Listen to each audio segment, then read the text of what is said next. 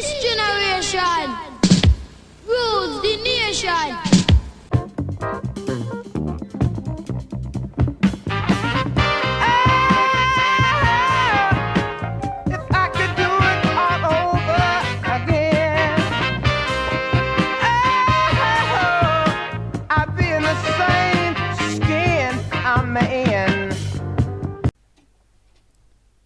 Welcome to Ras Temari Radio, Offense Necessary, where we talk about everything but politics. I'm your host for today, Iman. I have Zode here with me. Hi, Iman. Hi, how are you? Good, you? I'm really, really good. So let's start with our usual question. What is something you taught yourself? So I have had to teach myself, well, there's two things we wanted to sort of address in this. One is, as a black man who mostly grew up in America, and that's another, obviously a theme of ours on this station, is the relationship between Africa, between Ethiopianism and the modern world. I quickly had to learn, because most of my professors in college, vast majority, high school teachers, the people I looked up to, role models, sort of intellectually, are white men. And I honestly didn't think too much of that as a kid, because I thought it was pretty obvious that the thing to do is almost like separating the wheat from the chaff. You know, like how laborers, especially women in agriculture, we do it here, right? Separating the wheat from the chaff.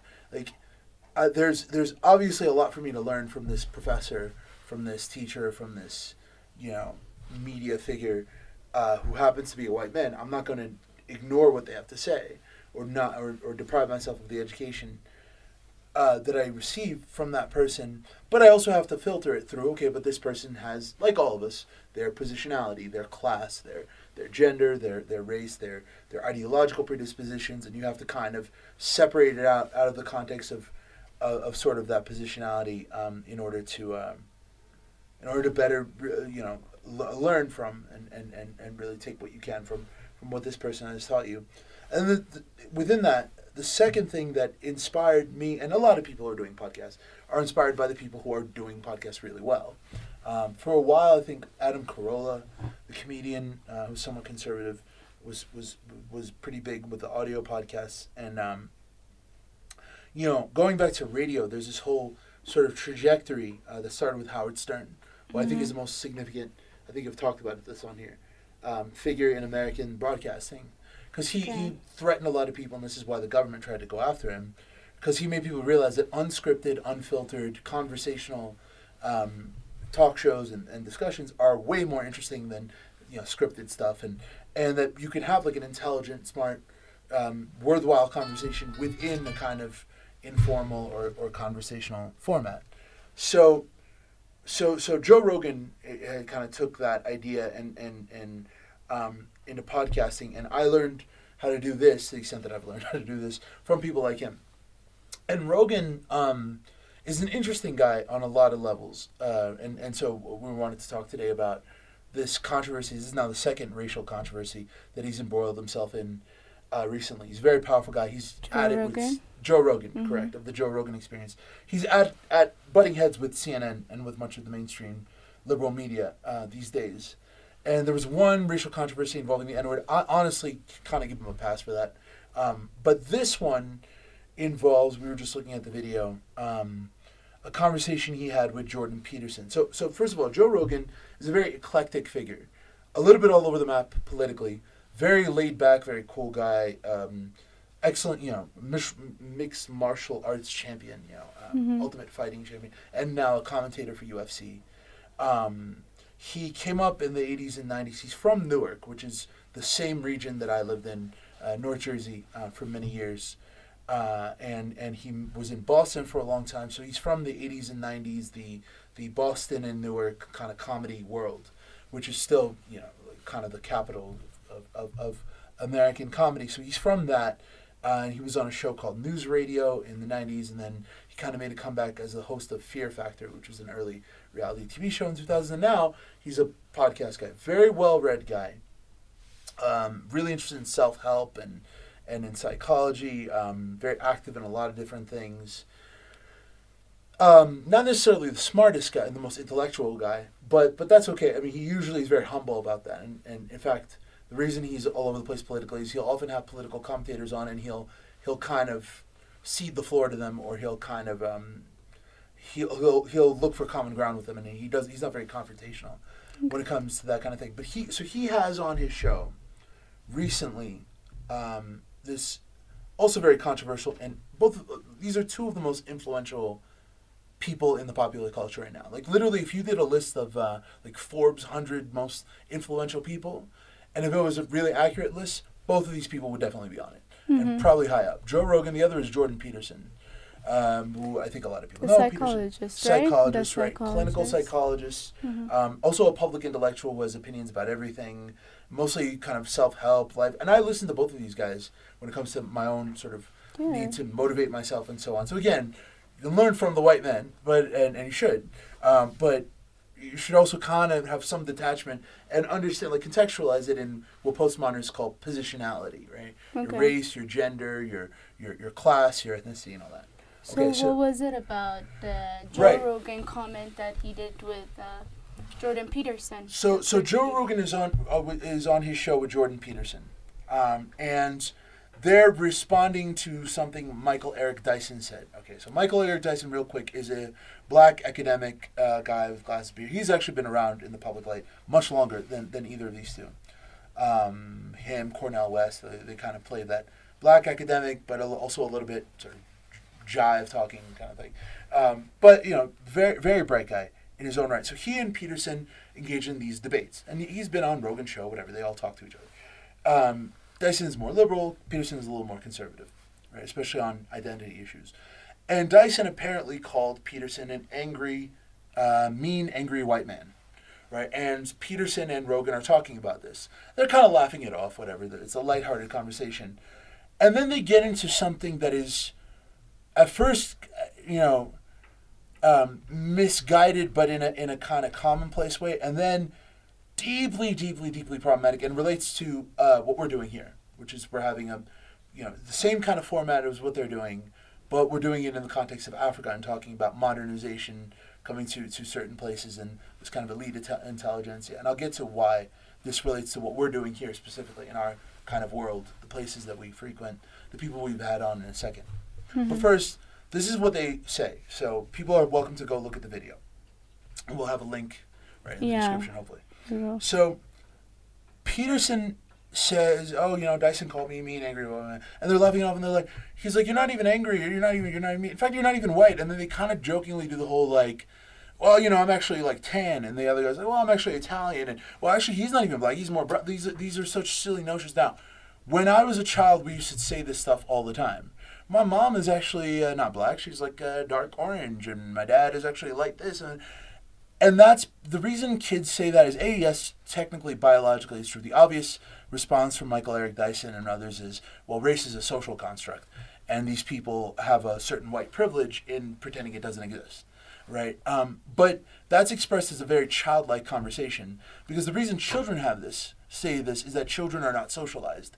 And so they haven't had the time to social. Because black kids become socialized very quickly and understand it doesn't matter whether or not this is biologically a real thing. It is a social construct, and if you look at the history of what black people have gone through, especially, it's very easy and not just easy, but it is useful. It is it's almost necessary for a powerful white man, a rich white man, an influential white man to deny all these discourses. Okay. All that aside, though, the next part that he goes into, even in the response from Michael Eric Dyson, Don Lemon on CNN, who responded to this controversy, and we're like, oh, there go these two white guys denying their whiteness and denying the idea of a social, the race is a social construct, blah blah blah, and they're right about this. But the more shocking thing is what he says next, which they don't even respond to, because it's almost like even though they're black, because they're American, they kind of accept this too, tacitly somehow. He says, Rogan says, only somewhat jokingly, right? He actually means this. And the tone of the conversation is they're saying this like, not even like they believe it, but that they believe it as a matter of fact, of undeniable fact that everybody has to accept, right? And as opposed to a matter of opinion. Rogan says the following, right? And we played the video, so that this is verbatim. I am not mischaracterizing or misquoting. Yeah, I'm we'll very have careful the about link these in the things. description Correct. box so you could do your fact check. True. Yeah. So he says, unless a person is, it is a very weird thing to call oneself black.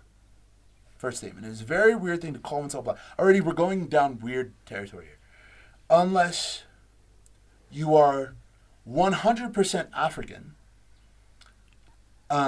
you are from the darkest place, you wear no clothes, and your skin has developed melanin to protect you from the sun. He makes these five.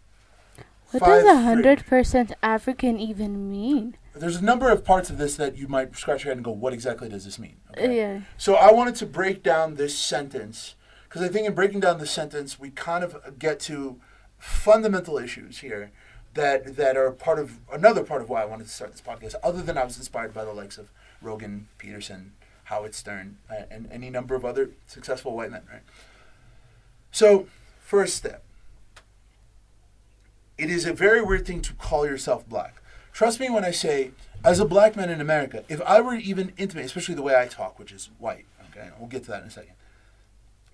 If I were to even intimate that I wasn't black or that I wasn't comfortable with my blackness, people, including Joe Rogan, would freak out. Whoa, what are you in denial you're black, right? So, this is a catch-22, right? Of course black people have to accept that we're black. Otherwise, we're self-hating, right?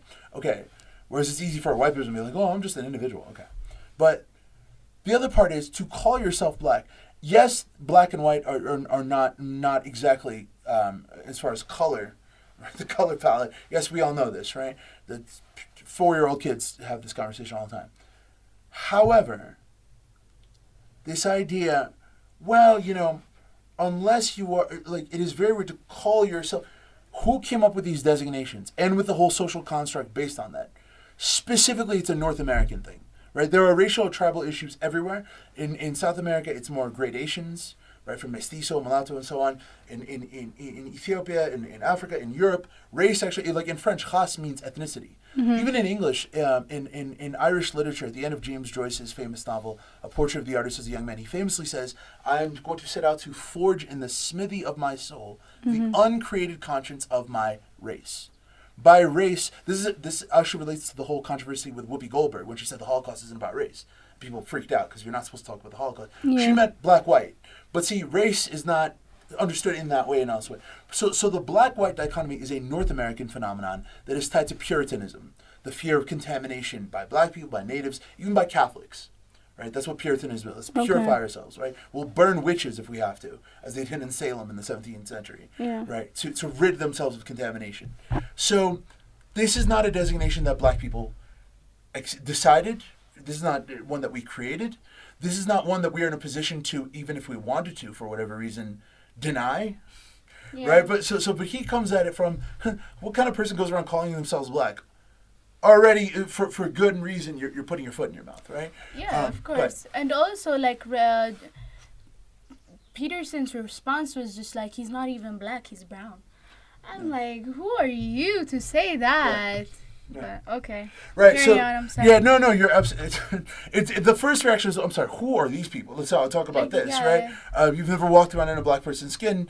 You don't know what it's like to have the hairs on the back of your neck stand up because you're around the police, whose salaries you're paying because you're a taxpayer, and therefore for you to be able to be joking like, oh, you're not even black, shocking, right?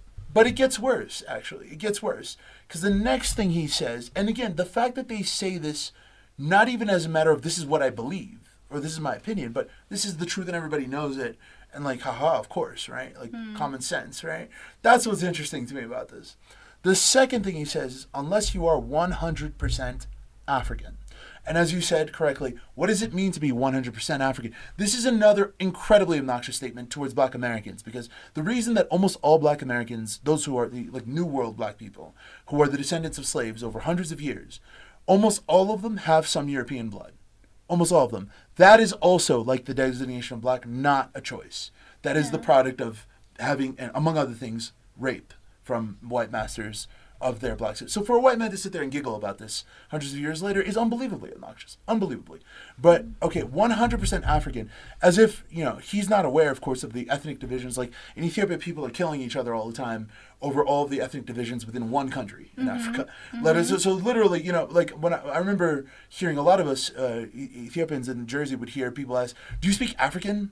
Do you speak African? I'm like, which one of the thousands of languages? There isn't even a language called Ethiopian, right? There's like, literally, depending on the estimate, there's like 71 languages within Ethiopia alone, right? I think Cameroon has like 100, right? But again, they have this way of reducing people. And I want to take a pause and aside to another prominent voice of a black American who was a scientist. You know Neil deGrasse Tyson? Yes, I do. So Neil deGrasse Tyson, who doesn't usually want to get into racial issues, right? He wants to talk about the universe. He goes on a black radio show, I think it was with Sway, a while ago, and he talks about the Africa Einstein Project and how they're actively looking for the smartest person in the world. Because the smartest person in the world is, without question, in Africa. And so is the dumbest. And so is the shortest, right? Some of the tribes we've seen, I forget what they call them, but some of the tallest people in Africa are in Kenya. The fastest long-distance runners are in Ethiopia and Kenya on the east side. The fastest short-distance runners, sprinters, are in West Africa and people who are descended from West Africa. Why is this? Because Africa has been here people in Africa have been here the longest. So we have the most genetic diversity. And Europeans are the ones who are designated as black and therefore 100% African and refuse to, and so this is part of discourses of homogenization. Everybody has to be the same. Blackness is the same. And also primordialization, as in the past, right? So for instance, the term tribe is a very contentious one. And people think, oh, this is just political correctness. What are you supposed to call it? Well, hold on a second. Nobody refers to the French tribe or the Basque tribe in Spain. Nobody refers to the Catalan tribe. Nobody refers to Italian Americans, like Joe Rogan calls himself an Italian. Nobody uses that word tribe. So I don't mind using the word tribe for Oromos, Amaras, Tigres, Gurages, Yoruba, or Jola. I don't mind that, as long as we apply that consistently, because words have connotation. They're not just about denotation. They're not just about definition. Tribe conjures up enclosure, pre-modern, right? Outside of history, prehistoric, static, ahistorical. When, if you really know anything about Africa, if you really study, there's no end to how much African history you can study. How many empires, how many kingdoms, how many different movements, groups. You just take Ethiopia. And by the way, Ethiopia is not exceptional when it comes to this, in spite of what a lot of Ethiopians think. There are so many aspects of Ethiopia that you could go on and on and on studying. But Joe Rogan never received this education, right? He's up in where I was in Newark, in high school. So he comes from a lower middle class, like a working class background. Italian American, as he says, in North Jersey. And again, I'm not saying this to excoriate Joe Rogan. I would not be I would not feel the need to react to this unless I admired both of these people, and I still do, right? I just have to extract, as I said at the beginning, I have to extract what I can learn from them, while taking it out of the context of their positionality. It's because I respect them, and B, it's because they have, regardless of whether I respect them, they have influence, they have a platform. They do. And the likes of Don Lemon and Michael R. Dyson, even though they're dead on about what they have to say, even their positionality is as a black American, so they don't address the Africa part of this, right? Which I feel incumbent on us to do so, right? Because we are modern, urban, educated Africans, and that's what we're doing within the format that Rogan kind of perfected, really. So when he says 100% African, I am by blood 100% African, as far as I know. And I was living in Senegal from middle school. And then I moved to Jersey, to Joe Rogan's neck of the woods, to North Jersey, to right outside of Newark, right? We probably are from like 10 minutes apart. He's Italian American. Most of the kids that I went to school with were Italian, Irish, Polish, descendants from the 19th century. A lot of working class people. He comes from a poor background. And, he got into ultimate fighting. He's not a team sports guy. But a lot of the kids that I went to school with were into football or hockey, kind of like that tough, working class, ethnic, white background. And that's great. However, when they met me, their immediate reaction, these 14, 15-year-old little Joe Rogans, right? This is Joe Rogan, 30 years ago, is one of these kids, or 40 years ago, he's in his 50s. But So he's a generation before me, but this is the same people, right? And kids would always say, Zoda, you're white. You're so white, right?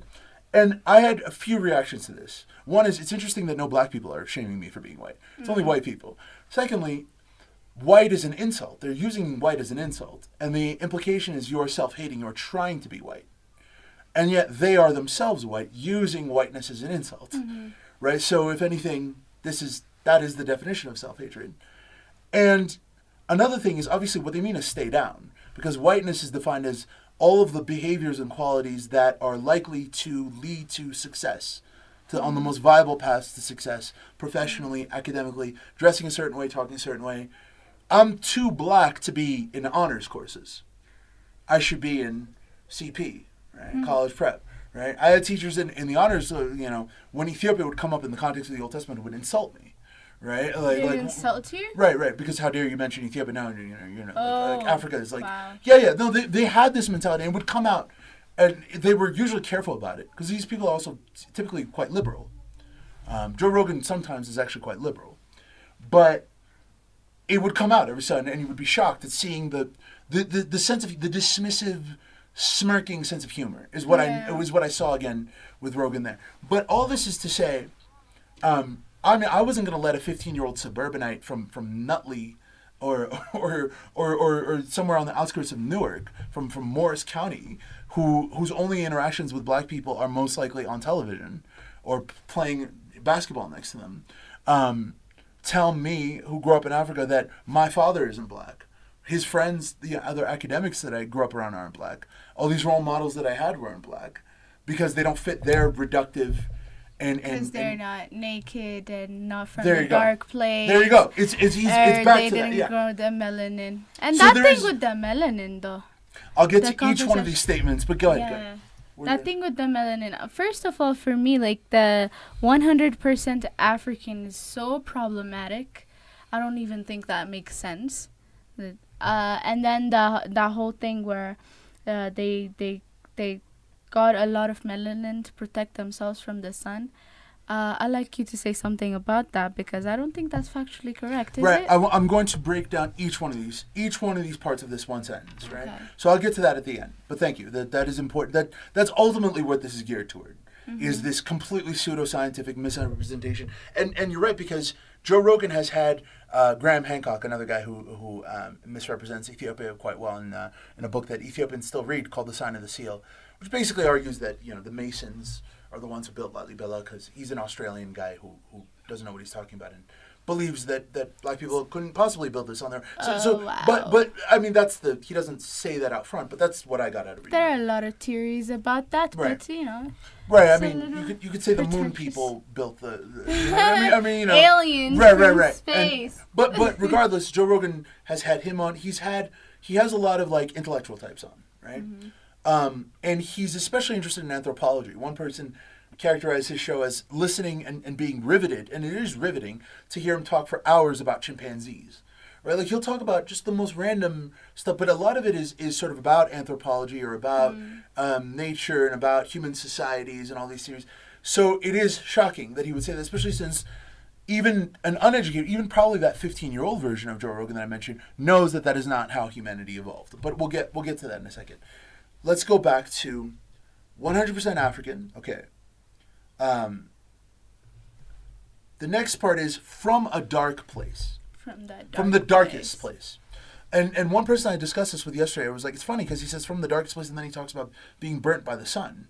That would make us from the brightest place, right? The darkest people because we're from the brightest place. But what exactly does it mean to be from a dark place? Now, it's interesting.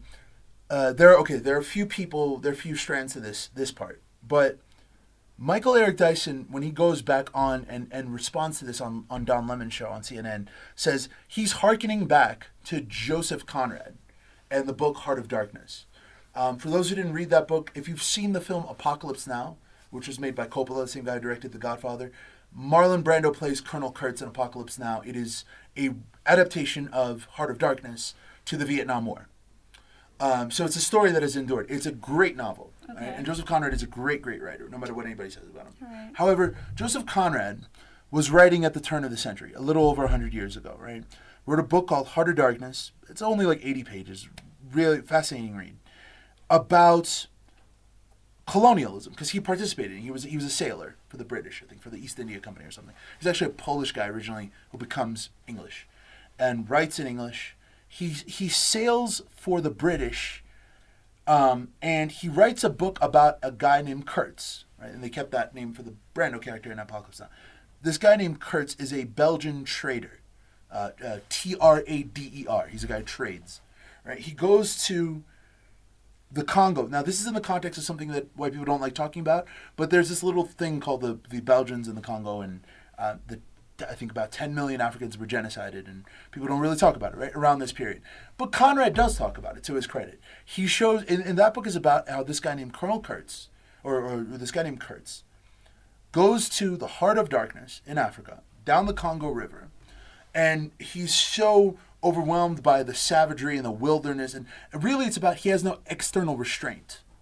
And so the heart of darkness in this area of darkness, as Conrad calls it, is reflected, it is mirrored in the darkness, in the little hearts of the European colonials. And that's why he's pointing out that it's actually Europeans, the civilized ones, especially the British, upper class British and French people, who are the most, you'll notice, moralistic, the most cultured, are upper class British and French people. When we talk about white people subjugating the world, we should be specific. It's mostly upper class British and French people, right? And they're the most moralistic, the most civilized, and that projection is not a coincidence, right? So he goes down the Congo River, and he becomes this Belgian trader. He starts cutting off the heads of these savages, these native Africans, and lining his walls with their severed heads. Street? No. This is much before streets, right? This is like over 100 years ago, right? Okay. So that's what this story is about. And he dies, and the last thing he says is the horror. Like, he's so overwhelmed by the horror that he engages in it. Blah blah. Okay. Whatever you think about this book as its literary value, it became controversial, and I know why Dyson is referring to it, because people refer to it as, there goes another white person referring to Africa as the dark place. But, however, the reason I give Conrad a pass is, so this controversy came out. I heard about this in high school when we read Heart of Darkness and when we read Things Fall Apart by Chinua Achebe, and again in college. And everybody, all these white scholars are up in arms. Oh my God, like, Chinua Achebe and other African writers, and probably Michael Eric Dyson, are calling Joseph Conrad a racist. And that is just the meanest thing you can call somebody. And my main thought is, I don't think Joseph Conrad would have cared if some black person 100 years later calls him a racist. Probably like, well, everybody was racist back then, by our definition. Even by 1970s definitions of Achebe. I actually think Conrad is ahead of his time. Because his whole point is, the Europeans are just as savage as the Africans. And his real critique is of the whole notion of civilization. The framing device of the story is a guy named Marlowe, who's telling the story, to a bunch of people sitting on a boat on the Thames River in London. Right? London has the Thames River. This is the heart of civilization, right? London, the heart of the British Empire. He's looking at, as he's about to tell the story, he's looking out onto the river, and he says to his friends on the boat, this too was once part of the heart of darkness. So what he's saying is, listen, we have our ablutions, we have our clothes, we have our civilization. A lot of modern literature is about this, is attacking the whole silly notion of Western people, Europeans being more civilized and more, modernity and all this stuff, right? So his whole point in that book is, everybody would have accepted, everybody would have taken for granted that Africans are savages who are not really human, etc. I'm not saying that it's right, but that part is almost not worth commenting on.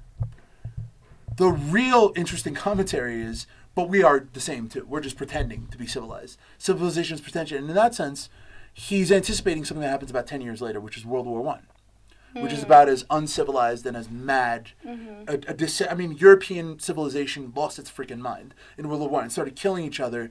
All kinds of carnage over, 100 yards of territory from these trenches where they were fighting. And then, as a result of World War I, you had World War II, right? Very much a reaction to World War I. So all that carnage in the early 20th century basically confirms everything Joseph Conrad says. So that's really the point of Heart of Darkness. So it's interesting to me that Michael Eric Dyson deploys this, because all of what I'm saying, this whole thing about Heart of Darkness, is really to say that, if anything, Joe Conrad, 120 years ago, is ahead of Joe Rogan. Right? Joe Rogan, who, as Michael Eric Dyson points out, is friends with all these comedians, many of whom are black. Like, he opens for Dave Chappelle, right? He's had Hannibal Buress on. He's had Killer Mike has been on his show. And they all love each other, right? It's not that Joe Rogan is a bad person. Right? I'm not trying to label him a racist. I'm not trying to reduce him to his backwardsness from North Jersey. That's not my point, right? My point is I've learned to learn from people like this, right? From Jordan Peterson, from Joe Rogan, while extracting the aspects of who they are that are always going to see me as, an African is supposed to be 100%, or that guy that I told you about, that teacher of mine who insulted me for mentioning the Queen of Sheba being from Ethiopia in Old Testament. That was a very upsetting thing to me, but I still learned from him, right? Because he had stuff to teach me, right? Mm-hmm. But when it comes to this, not only is Joseph Conrad, we can give him a pass, but for his racism in a sense that this is 120 years ago when people thought that way, but actually he's ahead of Joe Rogan, even though he's 120 years before, because he at least is saying there's no difference. Like everybody's a savage. Everybody is capable of all kinds of horrors if they don't have the moral restriction of the law. And in that sense, he's kind of participating in the debate between Voltaire on the one hand and Rousseau over is human beings, are they good or are they bad, or is it institutions that corrupt us or not? He's basically saying, like Voltaire, no, human nature is pretty damn evil, and institutions, laws is what restrict us. Because otherwise, if we had the opportunity to go out into the Wild West or some savage area, any of us would do what you know what I mean? So in that sense, whereas what Joe Rogan is doing is, well, no, I'm white, I'm this, I'm that, I'm part of the spectrum. That's where he literally uses the word. There's a whole spectrum of colors, but really a black person is 100% African.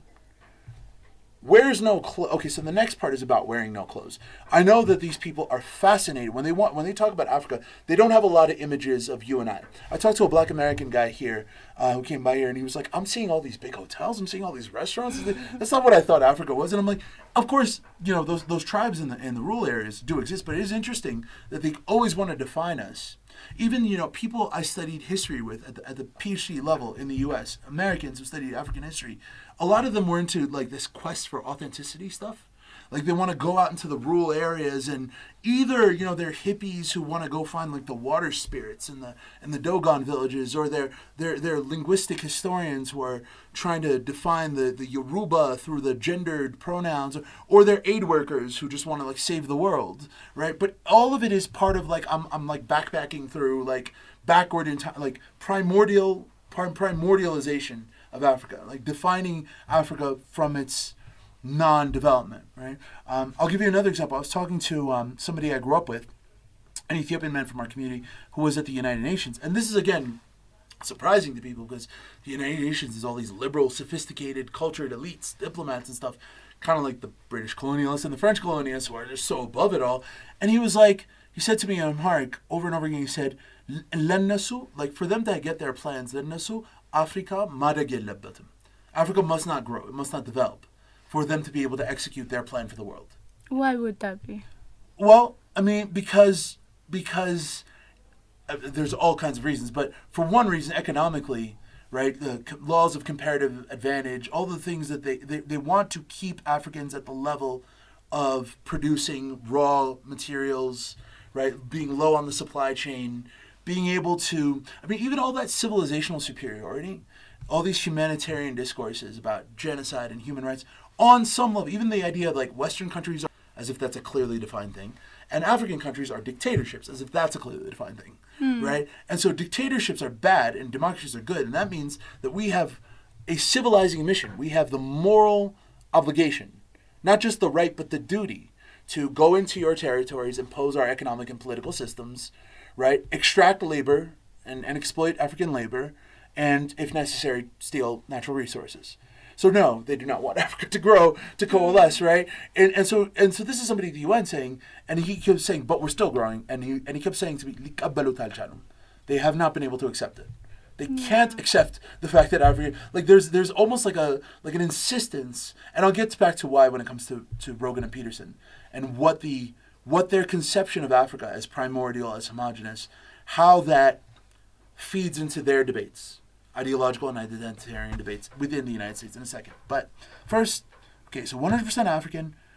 So my point was, even these tribes in the the remote tribes, double whatever, like these small groups of people who have certain ideas of beauty, who wear certain rings or lips, they still wear clothes. Like, I don't know of any African tribe. I don't know any African tribe historically that wear, but not fully naked. Like, they still have clothing. Or every African, they do. in fact, quite a bit. Like, African clothing, like every other aspect of our culture, is actually quite developed. Whether they choose to wear. So an a 100% African is somebody who wears no clothes. And then finally, you anticipated this, right? The last part of the statement that I wanted to break down is an African who wears no clothes and who develops melanin. In other words, we are the burnt faces, right? Which is what they called us to begin with. Okay. Humanity, and Joe Rogan should know this, since he's so well read about anthropology. Humanity developed from not just Africa, but from this part of Africa. Period. There are no fossils of early Homo sapiens developing, you know what I mean, in Northern Europe. There's Neanderthals, but that's, you know what I mean, like much later. But like, there's no question about this. Humanity developed from most likely the Rift Valley region, but definitely from East Africa. There's been some evidence, last I checked, of some old bones from down the plains towards Niger and so on, but definitely Central or Eastern Africa. Yeah. Yes. Okay. So given that that's the case, blackness is the default color, or whatever color you want to call us, right? The people with the melanin, that is the default setting of humanity. Humanity evolved with brown or black or darker skin. How did certain people lose their melanin? And I know this is going to sound, I will say this right now, this is going to sound racist, and a lot of white people, including friends of mine who might come on the show, are going to be like, this is out of line for you to say this. But what I'm about to say is a scientific and historical fact that might sound racist or offensive or ignorant. Whereas what they said was racist, offensive, and ignorant, and it just happened to sound to them as a scientific and historical fact, right? Europeans spent millennia, if not millions of years, in caves, right? That's why we look at cavemen drawings in France and England and all these places, right? That's just a fact. There were cavemen in Europe, right? Escaping exposure to a very harsh climate. They did not have the most arable land.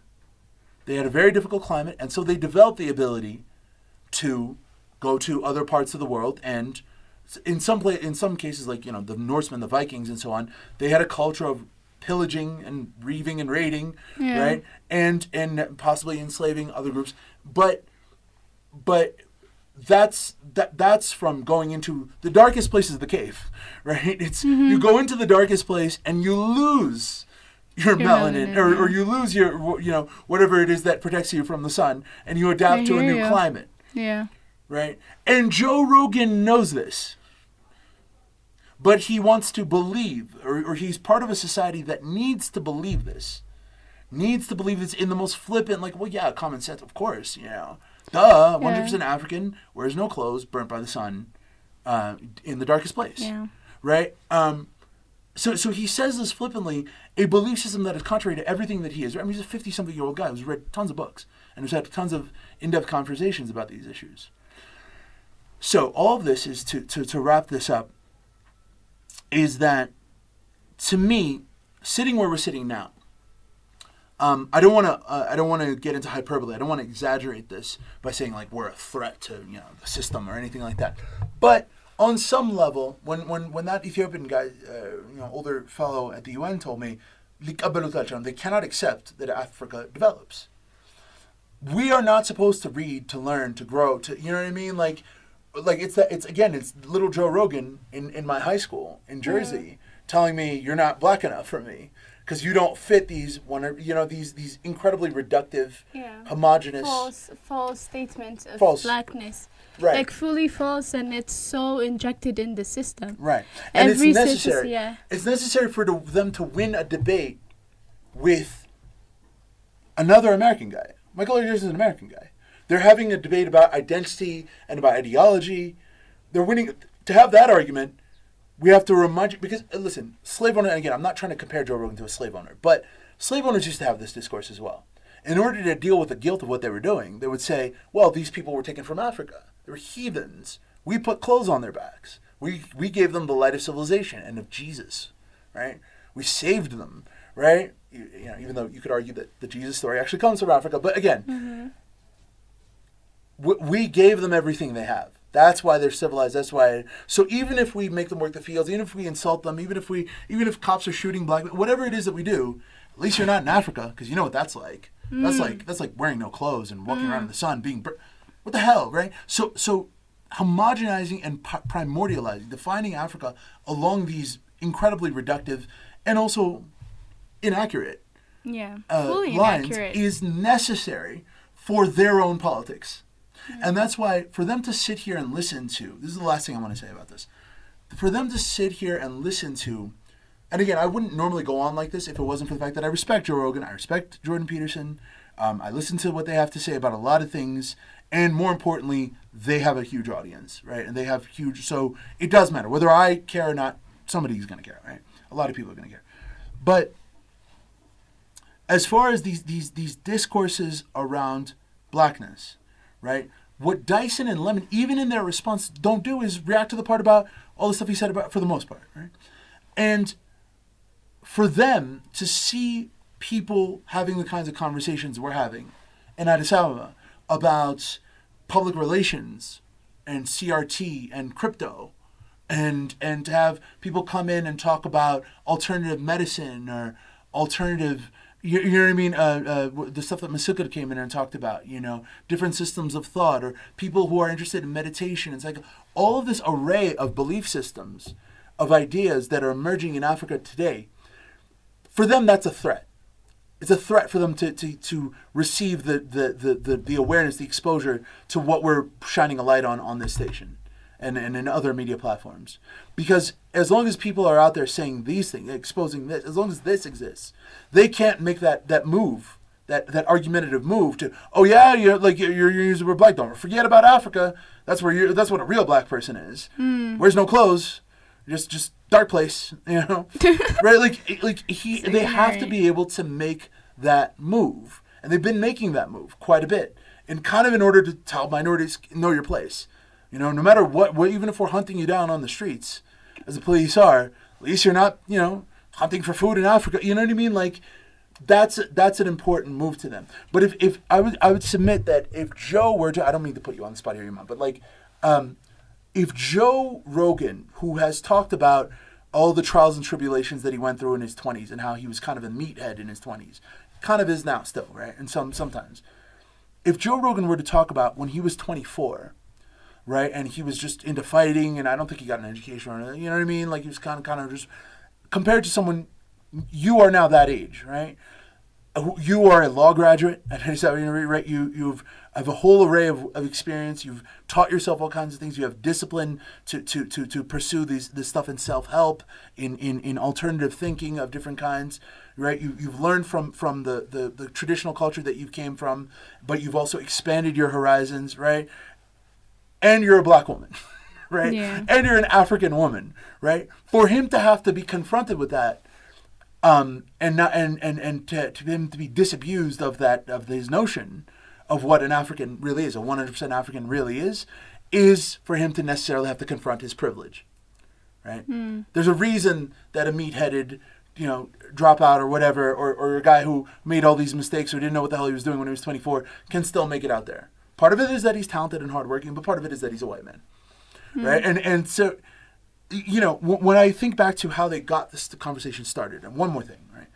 How they got the conversation started was by having this jokey, childlike conversation that we all had when I was 6, 7 years old. Oh yeah, I'm black. Oh, I'm actually like brown, and this person is like vanilla. That's what they were saying there, going tan and brown. Okay. One thing that the heart of the misunderstanding about race, or the debates about race, I think, in American discourse, is the conflation among conservatives and among white people, especially among white men, of what is with what ought to be. Right? Description, what is, with what ought to be. Martin Luther King says, I have a dream. He since said afterwards he wished he hadn't said that because everybody focused on that rather than all kinds of more substantive things he was talking about. But he says, I have a dream. That doesn't mean the dream has been realized just because he said he was dreaming it, right? They live inside that dream, whereas the rest of us have to deal with reality, right? One of my favorite lines from Game of Thrones is when Tyrion Lannister, right, the imp, the dwarf, is sitting and watching the fighting pits in Essos. And he's sitting next to a young nobleman. is one of the most powerful things that he says in the entire show, that anybody says in the entire show. The young nobleman is talking about how this is great, this is tradition. Tyrion hates watching people kill each other, right, in these fighting pits. And then he goes, the young man is like, well, that's the way it was. And he's like, it's easy to confuse what is with what ought to be, especially when what is has always worked in your favor.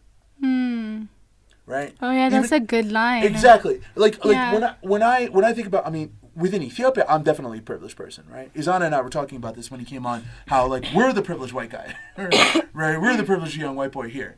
But like, it is easy for me to sit there and be like, wow, that's the way it is, how it has been, is that I have these advantages, so it should continue to be that way because it always has been that way. Right? It's easy for me to say that because I'm benefiting from the way things are currently, right? And so that dream, like that fantasy world that they participate in, and, you know, when they're joking around about this kind of stuff, yeah, that's the way most of us would like it to be. Yes, you're supposed to judge people on the individual, not the content of the character. Martin Luther King said that too, right? But he also made it clear, if you listen to all of Martin Luther King's other statements, and if you're attentive to the society that you live in, that is not the way it is, and that people aren't treated that way, and if they were to be confronted, you know, if they were to be confronted with this kind of conversation and with the range of conversations that we have on a platform like this in Africa, right? Then I think that laughter, that dismissive laughter, would kind of die down, and, you know, they might actually have to be quiet for once. Yeah, it will definitely help in checking their privilege, for one thing, and also like staying ignorant to these facts and allowing like statements like this to just like fly by is just something that we should really pay attention to. People should be able to speak about things like this, you know. I don't think even I, like, if you didn't mention it to me, would not have like really paid attention to this particular podcast, although it was on the CNN. Yeah, but, it's interesting. I mean, Joe Rogan probably can't imagine that he had a big audience in Ethiopia, but I had never heard of him until I came here. And I remember running into people here, lawyers. I love him. Who were I like, love his podcast. You gotta listen to Joe Rogan. This stuff is incredible, right? So he probably can't imagine that in that dark place in Africa, the people are listening and appreciating his conversations about. But then now he had to right. say something like 100% African. Right. Come on, Joe Rogan. Come on now. The other controversy that he was embroiled in is the one I give him a pass for a little bit, because somebody tied together all of his use of the N-word over and over again in these different episodes, and I've heard him say it in episodes. Like photoshopped video, right? No. Like it's accurate, but it's like cut together in a way that makes him sound like a real asshole who just says it all the time. Photoshopped. So they trim it and like put it together. Right, but it's like not like somebody. He did actually say it, right? It's just that they take it out of context. And his response was, "Look, I sound like an asshole saying that. I really shouldn't have. But I was referring to the word rather than say N-word the way a lot of people do. He actually refers to the word." And I've noticed him doing that in episodes, and it makes me cringe a little bit, but I don't think that's damning. This is damning, right? This is damning. But I guess I'll continue to listen to it, or but now he's on Spotify, right? You have to pay for that. Well, his stuff used to be on YouTube. Yeah. I mean, I won't say that I would actually completely stop listening to Joe Rogan, because I've gotten a lot of good information from him, because he's very, very well read, like you said. But it brings me back to that concept of like, check your privilege, man. Like you can't be saying things like this, not anymore. Like we're not about to stand for stuff like this. And so what else can we point out? What else can we add? Well, we were hoping Danny would come on today. Hopefully he comes on possibly later and we do another episode. Otherwise we'll have him pretty soon. Izana is supposed to come back for a second or possibly third now round with us. So we'll be doing more content. But to me it is as upsetting as it is to hear somebody I really respect say this kind of stuff. Two people I really respect say this kind of stuff. In a way it motivates me more, right? Because it's like, dude, people need to hear the counterpoint. Right? True. Not just Rogan and Peterson. You know who else has to hear the counterpoint? That there's these people talking about these things, and this is what's actually happening in many cities in Africa, and not just South Africa, right? They always think South Africa is different, North Africa is different, but even here, right? You know who really needs to hear about this? Don Lemon, right? Michael Eric Dyson. Because in their reaction, they went at a lot of things, and they were right, but they didn't really go in on the whole, like, well, everything you just said about Africa was just crazy, right? Yeah, like, nuts. Crazy, right? So hopefully, you know, we'll keep doing this. We'll keep doing this channel, and others as well will keep on shining a light on all the exciting new stuff that's happening. Awesome. I spoke to a Black American guy many years ago. I think I told you this. This is back in like 2009. Very smart guy. He had the world at his feet. He spoke fluent Chinese. Brilliant guy. Went to a big school, right? All kinds of connections. And he came here. Of all places he came here. And I said, why? And he said, there's no better place to be than in a developing country, right? Especially large population. Especially, you know, things are, you know, there's all these, like, nothing is saturated yet. This is the frontier. This is when all kinds of things can still be established, right? Like, if all the situation, he studied the lay of the land. He's like, there's no better place to be than Addis Ababa, Ethiopia, you know. So there's a lot of opportunity in responding to the kind of things that Rogan said. True that. Thank you very much for. Sure. Should we wrap up? Yeah. It's been a really interesting conversation. Please let us know about your comments in the comment section below. Joe Rogan and Jordan Peterson. That's all right. So we'll wrap up this show right here. You want to say it? Huh? Right. You've been listening to Ras Temari Radio? Offense necessary, where we talk about everything but politics. Thanks, Thank you for everybody. listening. Bye. This generation rules the nation.